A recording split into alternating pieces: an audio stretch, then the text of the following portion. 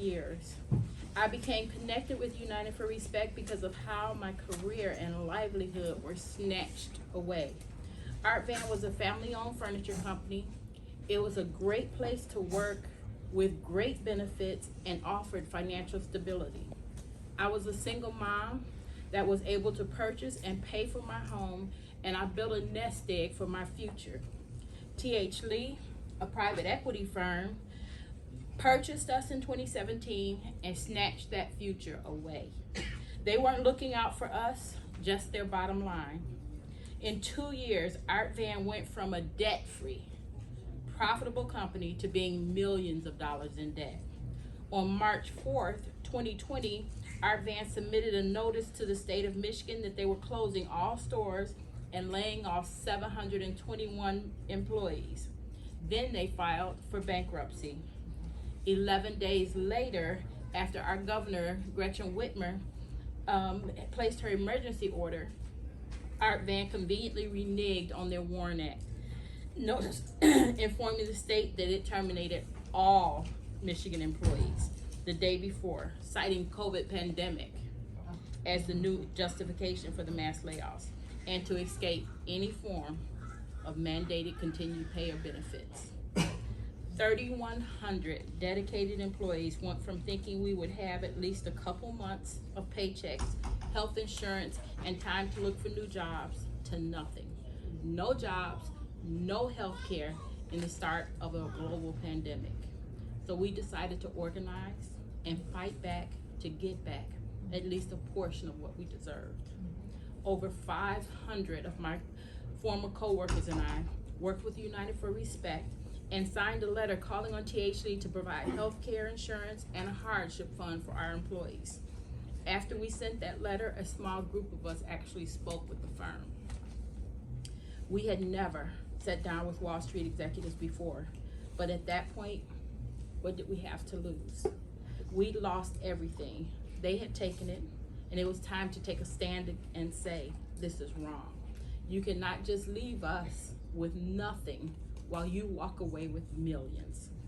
To put more pressure on T.H. Lee, we also reached out to their pension fund investors.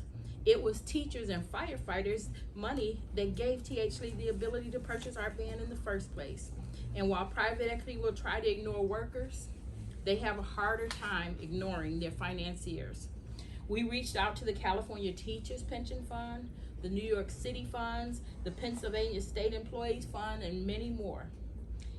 After months of publicity for our cause and the successful petition by hundreds of former Art Van workers, in September 2020, T.H. Lee announced a $1.1 million hardship fund, but this amounted to only $400 for each employee who signed up. We said, no deal. we told T.H. Lee that this was grossly inadequate and continued to campaign for more money.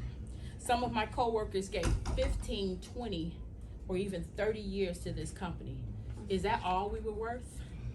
After a year, T.H. Lee added another $1 million to that fund. All employees who signed up would now receive approximately $1,200 each. That's an extra $800 on top of what we already received. We got that money because of myself and others who organized with United for Respect, who spoke up for ourselves, and who brought this private equity firm to the table to get that $2 million. To be clear though, this was a bittersweet victory for us, as it falls far short of the severance each of us deserves. When hundreds of us wrote to T.H. Lee and told them that we needed to create this hardship fund, we didn't know what would happen, but we did know that if we remained silent, they would have walked away without giving us a dime. Private equity driven bankruptcy is more than just lost jobs. There are ripple effects. Think about losing your income and your health care and having to dip into your savings to pay for a prescription that costs $1,500 a month, and it used to cost you $40 for a 90-day supply. That's what I had to do. That's why I'm fighting for guaranteed severance legislation in my state of Michigan.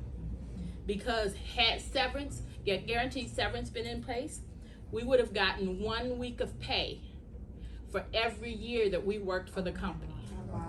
Keep in mind, most of us worked 15, 20, or even 30 years there.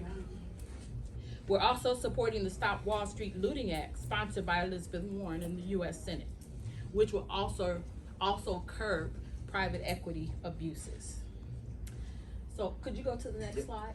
Because I want to bring to light a current fight that Unite for Respect is in.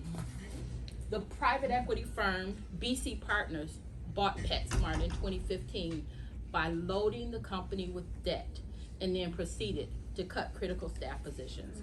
Workers at PetSmart have been organizing for the past 2 years to improve conditions for themselves and the animals they care for.